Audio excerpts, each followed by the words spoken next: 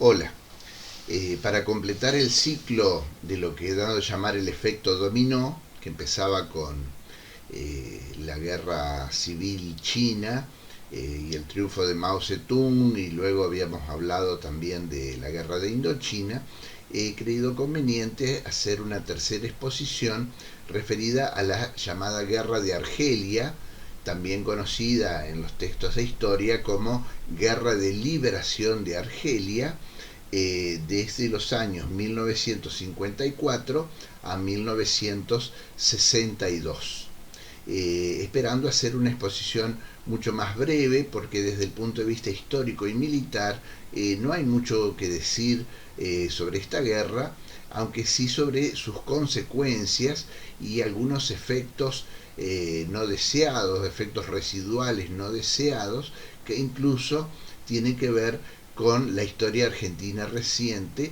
más concretamente con el golpe de Estado de 1976 a 1983, que es el golpe que, como todos sabemos, es el más duro, el donde más sangre se derramó, y donde también se han hecho graves denuncias sobre violación a los derechos humanos, que es importante conocer su génesis. Bueno, su génesis en alguna medida, desde el punto de vista operativo militar, eh, tiene que ver en no poca medida con la guerra de Argelia, y como es un tema también muy controvertido, muy difícil de analizar, conviene ser lo más preciso posible, ir hasta las raíces más profundas de lo que fue ese golpe militar, y por eso me parece que valía la pena hacer esta exposición. En primer lugar, hay que decir que la guerra de Argelia se da justamente en la zona geográfica de la actual Argelia, eh, y tiene algunas características parecidas a la guerra de Vietnam o la de Indochina francesa, la primera guerra de Vietnam, y otras no tan parecidas por justamente los territorios que vamos a tratar.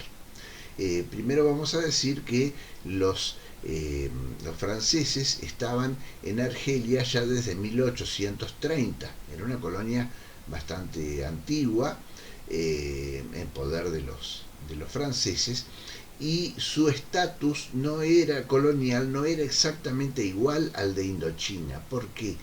Porque Argelia formaba parte de las provincias de Francia. Era una semicolonia de Francia, pero a efectos legales era considerada una provincia más de Francia. Y sus ciudadanos votaban. Lo que pasa es que no todos los ciudadanos votaban. Los que votaban eran los pies negros, en francés. Perdónenme si no hablo bien el francés, no lo pronuncio muy bien. Los pieds noirs, los pies negros, eso era una especie de apelativo que le daban a los hombres blancos de origen francés, aunque no todos eran de origen francés, también había de origen español. No nos olvidemos que había una colonia cercana española en la zona, también aparte porque España había mucha pobreza. Si bien España no estuvo en la guerra mundial, sí estuvo en la guerra mundial en miniatura, como la llaman mucho, que fue la guerra civil española, y después de la guerra hubo mucha pobreza. Tanta pobreza que ni siquiera pudieron entrar, como muchos hubieran deseado de todos los bandos, a la guerra mundial, para beneficio de España, porque hubiese sido un segundo golpe a su economía y a su población entrar en la guerra mundial. Ya con la guerra civil tuvieron más que suficiente. Se recuperaron después de décadas y décadas de pobreza, y muchos también terminaron viviendo en la Argelia francesa. Pero bueno, predominantemente la población blanca de Argelia era de origen francés, y se las conocía como los pieds noirs, los pies negros. Ellos sí votaban, pero no votaba la población nativa africana. La población negra argelina no votaba, pero sí se votaba de parte de la población blanca, por lo menos, y era considerada un, una provincia. Entonces estaba como a mitad de camino entre una semicolonia y una provincia legal de Francia. Su estatus era diferente, y ese estatus diferente les daba en principio algunas ventajas a el ejército francés contra el movimiento guerrillero que se conoce como FLN, Frente de, perdón, FLA, Frente de Liberación, FLNA, Frente de Liberación Nacional de Argelia, o FLA directamente, Frente de Liberación Argelino. Había otros grupúsculos políticos, siempre que hay estas guerras de luchas revolucionarias, al principio hay pequeños grupos que responden a distintas ideologías de izquierda, algunas más radicalizadas, algunas son trotskistas, otras comunistas estalinistas, otras socialistas, otras anarquistas, pero en general todas eran grupos de izquierda que buscaban a la vez la liberación de Argelia. Muchas veces también hay mucha confusión entre la relación del comunismo con los movimientos revolucionarios africanos, en donde hay un gran componente no tanto comunista, sino nacionalista y racial también, y además religioso, el componente musulmán. Entonces por ahí poner en una misma bolsa como comunistas directamente a los africanos, a los norteafricanos, es un poco injusto y no es una verdad tan cierta históricamente. Aunque sí eran partidos de izquierda que aprovechaban el influjo comunista, que eran los únicos que estaban dispuestos a darles armas, a darle dinero, cierto reconocimiento político, aprovechaban esa circunstancia. Algunos eran comunistas sinceros, pero también había un gran componente nacionalista, nativo y religioso musulmán en estos rebeldes contra Francia. Las ventajas que tenía el ejército francés era que, como en ese territorio o a ese territorio se lo consideraba un territorio nacional de Francia, una provincia de Francia, aunque estuviera fuera de Francia, de hecho estaba mucho más cerca, estaba enfrentada con el Mediterráneo, y muchas producciones que tenían en África se consumían directamente en Francia. Aún hoy Argelia, a pesar de los problemas que tiene políticamente y demás con Francia, tiene grandes vínculos económicos con Francia. Por ejemplo, en Francia se suele mezclar el vino común, el Malbec de allá, que es el mal vino de allá, Malpico quiere decir Malbec, el Malbec de allá, que no tiene nada que ver con el Malbec argentino, es el vino de mesa de allá, y es muy flojo. En cambio, el Malbec africano, la misma uva de Malpico de vinos flojos francesa, así como que en Argentina ha dado vinos extraordinariamente buenos, en África ha dado vinos malísimos, pero con muy fuerte sabor. Entonces, los Pied Noir cultivaban ese Malbec de fuerte sabor y mala calidad, y lo vendían en Francia para mezclar con el Malbec francés y hacer el vino de mesa francés, no un vino fino, es el vino del ciudadano común a la hora de comer todos los días, tomar un vino más barato, ¿no? Pero bueno, producía grandes cantidades de vino, no de buena calidad, pero de mucha cantidad, ¿no es cierto? Francia invirtió mucho dinero en ferrocarriles, en carreteras, el territorio lo permitía más que en la selva vietnamita, ¿no es cierto?, o Indochina, pero también estaba muy limitada la población a la zona de la costa, por una cuestión de comunicaciones y porque más hacia adentro, en el norte de África, ustedes saben que es una zona muy desértica, no solo que hace mucho calor, sino que además es muy desértica. Entonces la población se hallaba concentrada más que nada en la costa, y aparte hay una barrera para avanzar en Argelia hacia el sur de Argelia, que son las montañas Atlas, ¿no es cierto?, que ciertamente ofrecían algún refugio a las guerrillas, pero no era el mismo refugio ideal de la selva vietnamita. que además de contar con las frondosas hojas de sus árboles, contaban con el cachín, como alguna vez lo hemos comentado, que es esa humedad que forma como especie de espesas neblinas sobre la pluvisilva vietnamita. En cambio, en las montañas del Atlas, bueno, hay cuevas, hay zonas donde se pueden esconder los guerrilleros, pero no tienen la misma capacidad de ocultación de una observación aérea que la selva. Y además había territorios cercanos que les proporcionaban armamento, pero no tenían la capacidad de enviar armamento de la China comunista, ayudada por Rusia, más todo el armamento japonés que había sobrado de la guerra mundial, que se lo pudieron pasar a los ejércitos del Viet Minh.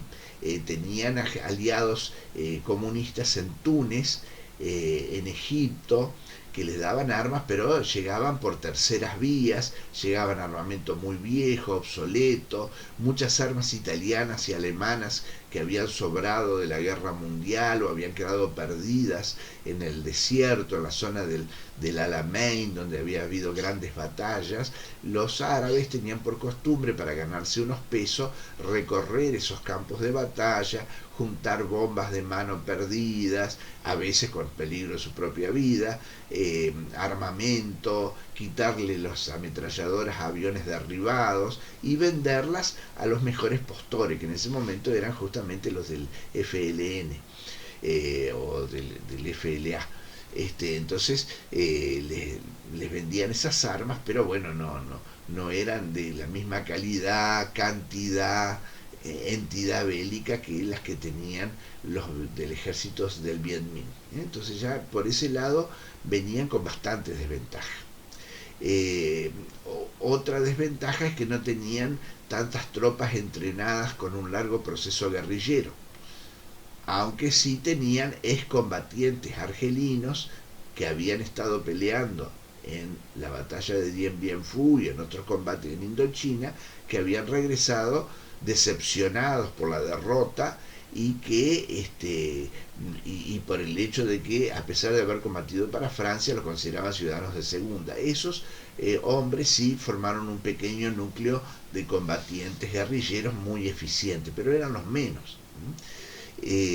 Lo que más tropas obtenían, de donde más tropas obtenían, era de la ciudadanía común argelina, que había quedado bastante decepcionada también porque durante la Segunda Guerra Mundial Francia, sabemos que Francia en un primer momento pierde la guerra y se forma el gobierno de Vichy, un gobierno títere de los alemanes, pero luego logran, con ayuda inglesa y sobre todo norteamericana, la famosa Operación Torch, Operación Antorcha, logran liberarse del yugo de Vichy y formar un ejército norteafricano formado por los Pied Noirs blancos y nativos africanos que pelearon en la Segunda Guerra Mundial.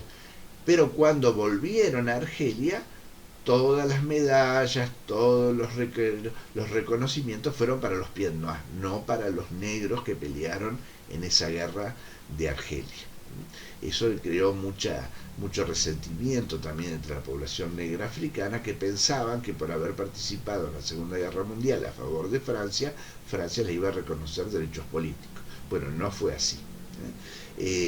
Pero bueno, ese descontento fue evolucionando de a poquito, y cuando en 1954 los vietnamitas derrotan al ejército francés, los argelinos creyeron llegada su oportunidad de hacer lo mismo. Con las desventajas que ya les he comentado, ellos crearon sus pequeñas unidades militares que se llamaban MIAs, compañías. Nunca llegaron a crear verdaderos batallones, ni mucho menos ejércitos de superguerrilla como en Indochina, Vietnam. Pero sin embargo ganaron. ¿Por qué? Por lo que comentaban en el ya reiterado video anterior, o muy anterior, de Cuanto Peor Mejor. El objetivo de estas tropas guerrilleras, si fuese posible, es crear grandes ejércitos guerrilleros, pero si no, no importa. Lo importante es ganar el móvil político, que es el triunfo de la revolución. Y en este caso también de manual lograron el triunfo de la revolución, aunque no lograron el triunfo militar de la revolución en un primer momento. Por esto que les dije, no podían ocultarse bien en las montañas, la población estaba muy concentrada en las costas, bastaba controlar los barrios populares árabes para luego revisar casa por casa hasta encontrar a los guerrilleros. Eso les dificultó mucho la tarea a los rebeldes, y tampoco gozaban de buen armamento de afuera, ¿sí? Para colmo, los franceses tenían la ventaja de que, al ser una provincia de Francia, podían convocar a los conscriptos. Los soldados profesionales franceses no querían saber nada con los conscriptos peleando en una guerra antiguerrilla, pero sí sabían que tenían una ventaja con los conscriptos. No podían usarlos para el combate directo porque no estaban bien entrenados y porque sus madres los iban a llorar si morían. Entonces no se los podía usar mucho en batalla, pero sí podían ocupar grandes territorios. ¿Y para qué los utilizaron? Para ocupar la frontera, utilizando una táctica que le copiaron a los italianos, una táctica por la cual los italianos dominaron antes de la Segunda Guerra Mundial Etiopía, que es un territorio vecino a Argelia. ¿Cómo dominaron Etiopía los italianos? Rodearon todas las fronteras que estaban cerca de Etiopía con alambradas de púa, y entonces nadie les podía llevar armas a las guerrillas etíopes. Guerrillas que no eran guerrillas comunistas, pero eran rebeldes que peleaban con estilo guerrillero contra el ejército de Mussolini en aquel momento, en los años 30.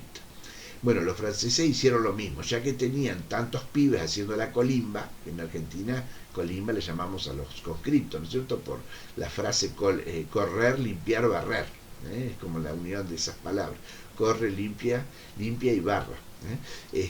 Porque mucha gente salía de hacer el servicio militar y dice: ¿qué hiciste en el servicio militar? Y correr, limpiar y barrer.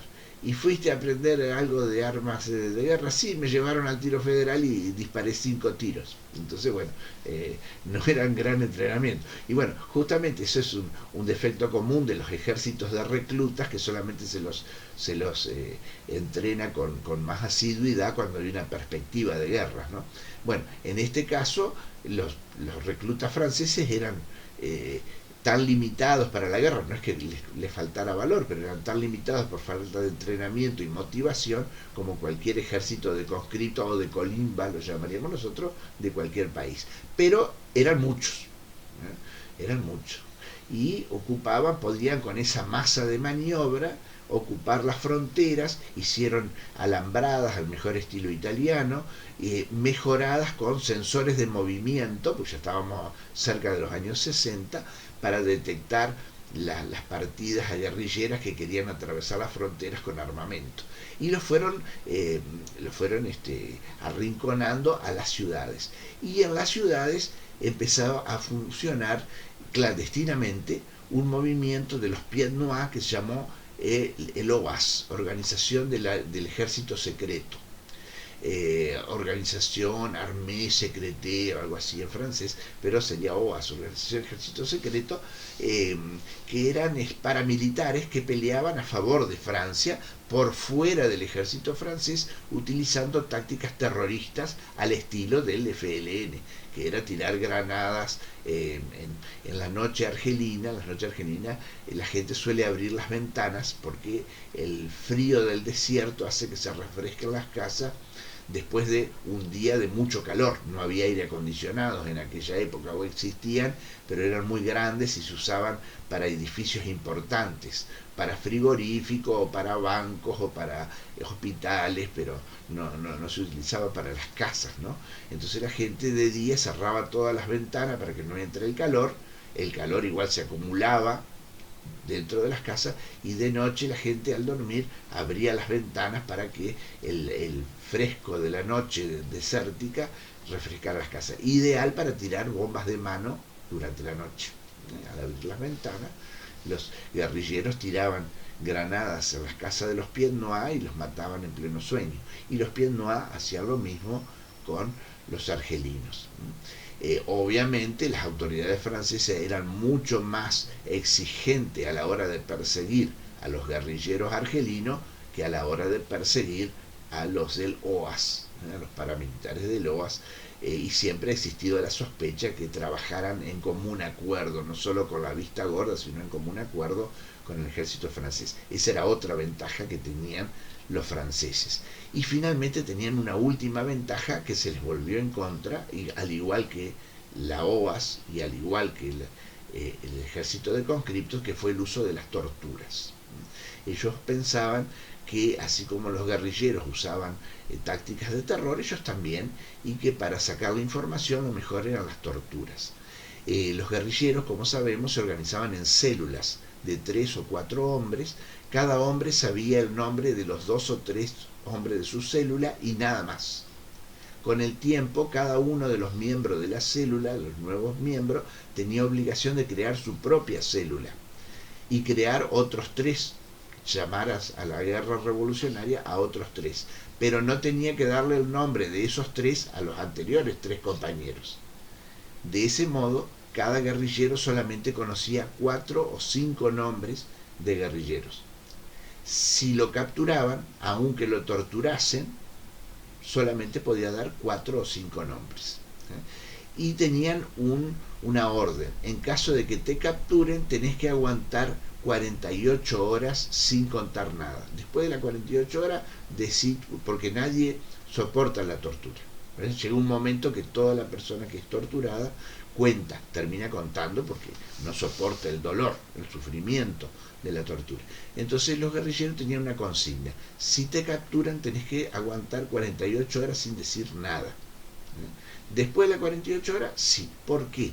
Porque los guerrilleros tenían orden cada 48 horas de hablarse por teléfono con sus amigos de la célula.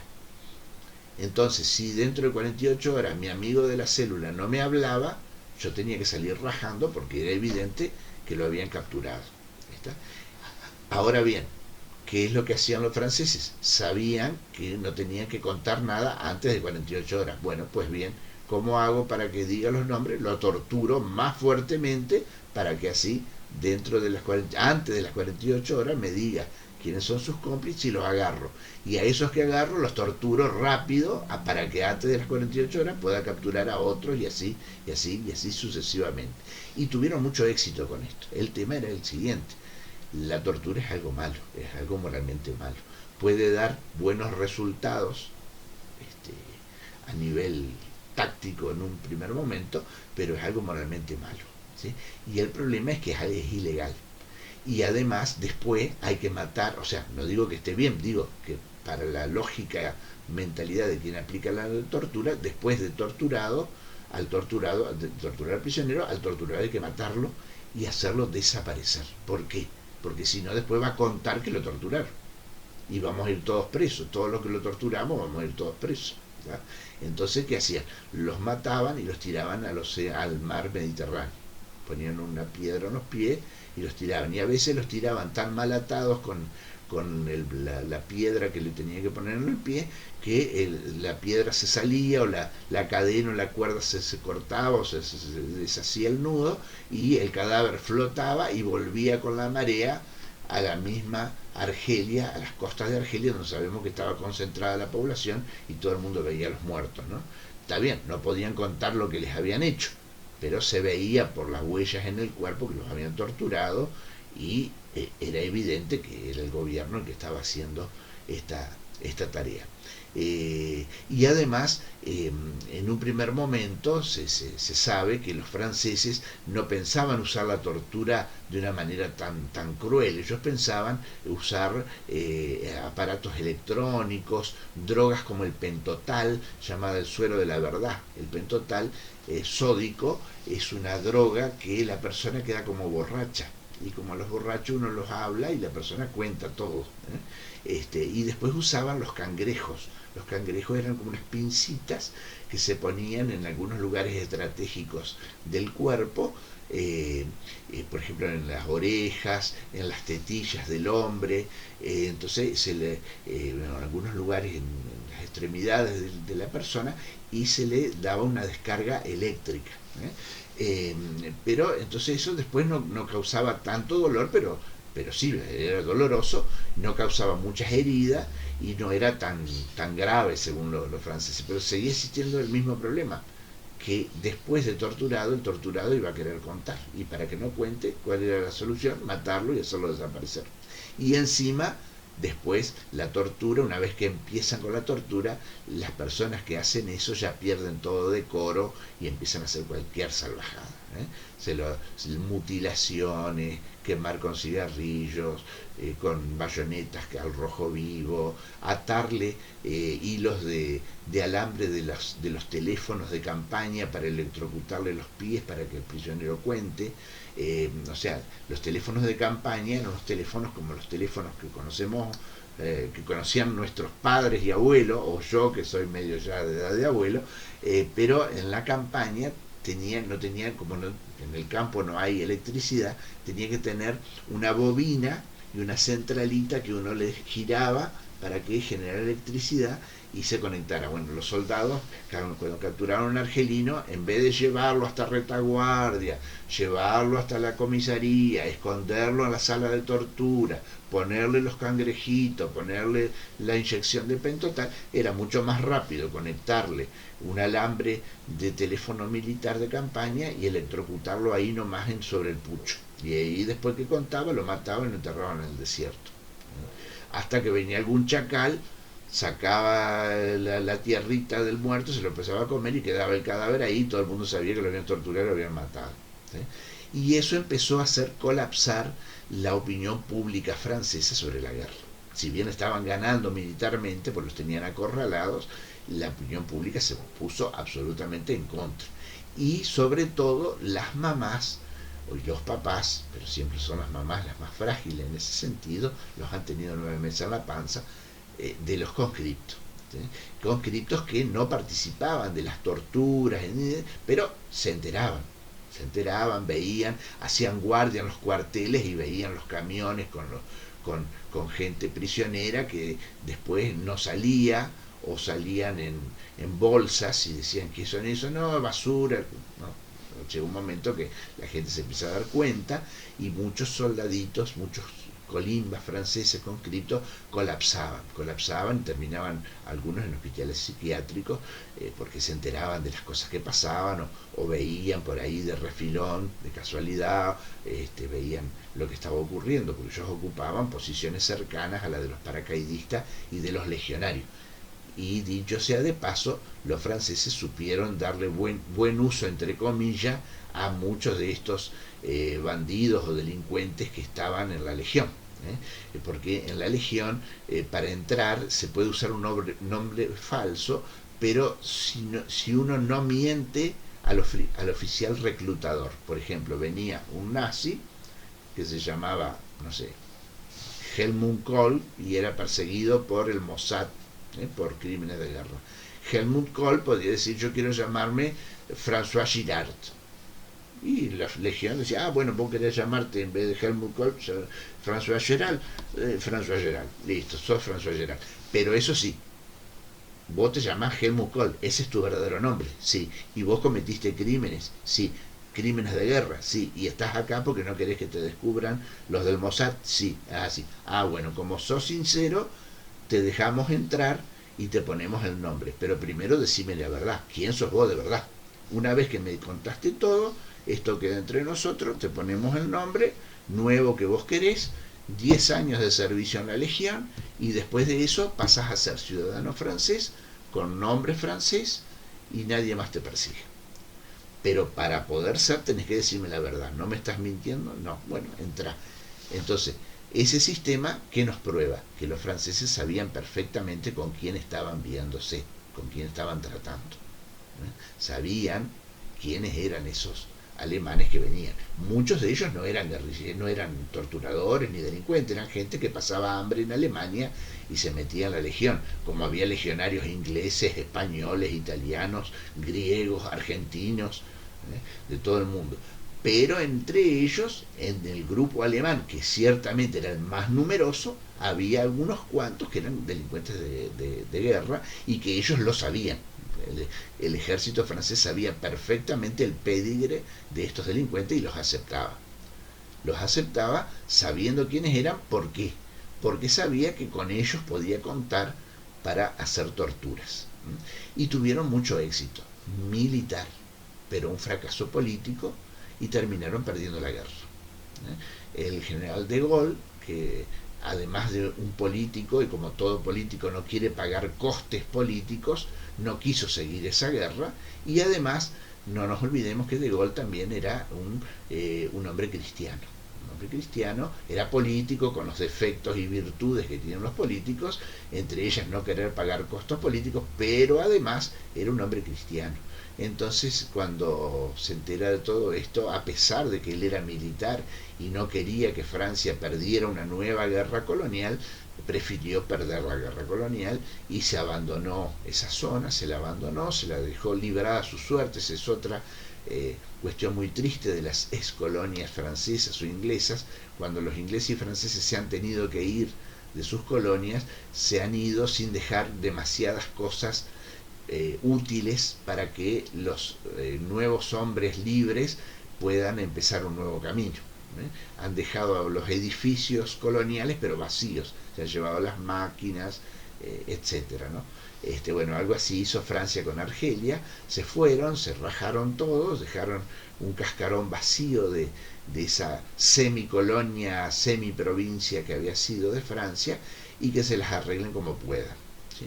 Y hoy están, pobres muchas veces los argelinos, en una guerra civil entre ellos también, queriendo escapar y llegar a las costas de Italia, a las costas de Francia, a las costas de España, perseguidos por el hambre, la miseria, la guerra. Ese es otro aspecto que también hay que decir. Ellos, más que un imperio, los franceses fueron un imperialismo en alguna medida, porque dejaron poco de sí como para que ellos se gobernaran solos. Muy diferente a España, que España, con todas sus luces y sus sombras, aquí creó universidades, dio una buena formación a los criollos, que permitió que hombres de fuste como Belgrano, que era abogado con los mejores títulos a nivel internacional, encabezaran la Revolución de Mayo, ¿no? Bueno, no pasó así con las colonias inglesas y francesas, y eso, bueno, fue fruto luego o el resultado de la pobreza y la miseria y las guerras y las luchas intestinas que tiene hoy Argelia y todos los países que han sido excolonias en el norte de África, ¿no? Y en otros países del mundo. Pero eso lo cuento porque lo vemos a diario o casi a diario cuando nos enteramos refugiados que quieren escapar de Libia, de Argelia.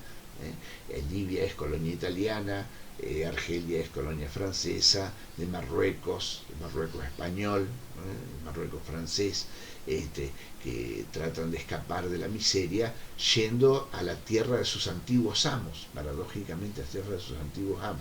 ¿Quién quiere ir a la tierra de sus antiguos amos si no está horriblemente mal en su propio país, ¿no es cierto? Bueno, eso hay que decirlo también. Y no es lo mismo la España colonial africana del siglo XIX-XX, que sin ser tan ferozmente colonialista como Francia, imitó muchas costumbres de los franceses, que la España imperial de los Austria y en alguna pequeña medida de los Borbones que tuvimos aquí en América, ¿no? Por cierto, en el Marruecos español existió también la legión, una legión española, a inspiración de Francia, aunque sin tantos defectos como la colonización francesa. Con respecto a todos estos temas, yo los invito a ver en el YouTube, en el canal YouTube de esta plataforma. Hay muchas videos, documentales, sobre todo franceses, pero muchos hablados en castellano, con subtítulos en castellano, y sobre todo una película de Pontecorvo, La batalla de Argel, que ilustra con mucho más detalle y crudelísimo detalle todo este tema de la guerra de guerrillas y de las torturas, aunque hubo cierta delicadeza de Pontecorvo de no mostrar todas las técnicas de tortura, pero sí se ve un poco este tema del uso de la tortura en la guerra, que lo pueden ver por esta espléndida plataforma de YouTube. y no necesariamente yo adhiero a todos esos videos, pero sí puedo decir que muchos de ellos tienen muchísima información valiosa que les puede dar más luz sobre estos temas. Y sobre esto, como corolario final de esta exposición, quiero decir que como a nivel militar, no a nivel político, fue muy eficaz la lucha contra las guerrillas, los norteamericanos y los argentinos, los militares norteamericanos y los militares argentinos, mandaron comisiones de oficiales a Francia y a Argelia para aprender las técnicas de lucha antiguerrilleras de los franceses.